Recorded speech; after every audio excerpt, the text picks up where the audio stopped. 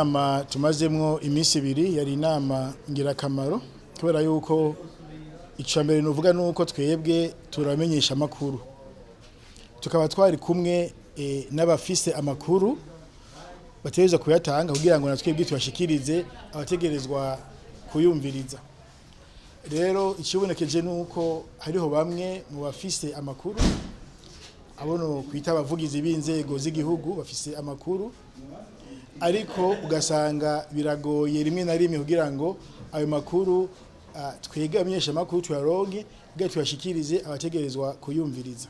Twebwe turi inzira, turi kiraro hagati y'aba bafise amakuru hamwe n'abene gihugu kugira ngo ya makuru bayaronke.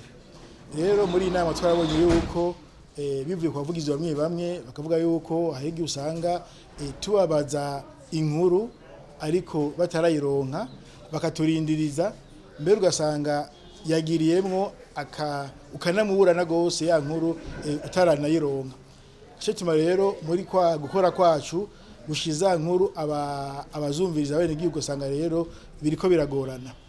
Rero hariho nabandi bavugizi binzego usanga bashikirwa vyoroshe ukamusaba inkuru akayiguhereza nokashira tegereza kuyumviriza. Ikintu nyamukuru twabonye mbere n'isho mbere twasavye aba bavugizi binzego twari kumwe muri inama nuko bogerageza bakatwakira iyo tubakeneye ko amakuru kanaka bakayaduhereza, cyane cyane yuko ya makuru atagirira akamaro mesha makuru ariko arayabaza ahubwo agirira akamaro mwene gihugu aza kumviriza cyangwa aza gusoma ca kinyamakuru.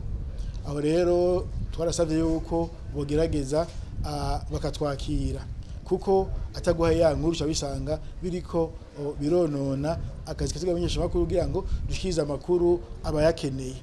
Ariko rero n'amenyesha makuru bagenzi banje nabo nyene no batera akamo kuko umuvugizi ushobora kumurondera gihuti ati ndakeneye inkuru kugira ngo kumbure wivuze kuri uwo munsi cyangwa yandike kuri uwo munsi, ariko ugasanga nawe nyene ntafise ibikwiye kugira ngo ya nkuru ayiguhereze. Egome umesha makuru inkuru ayikeneye ku muntu tukurikira aho yekubariki, ariko natwebwe bajye bavugizi rimwe tubatahure mu gihe cya kintu atarakironka atugira ati nimundindire tumurindire, ariko nawe nyene ntacagirayo aduha umunsi umwe kumbura umunsi ya kabiri aduhereze cya kintu. Aho rero bizogenda neza ya makuru bafise kuko niwe yagumana nta uzoyamenya bayaduhereze tuyashiza bayumviriza. Muri ico gihe ibintu bizogenda neza, niyo gihugu wese ahari yiteza imbere bivanye n'inkuru yumva ziri mu gihugu.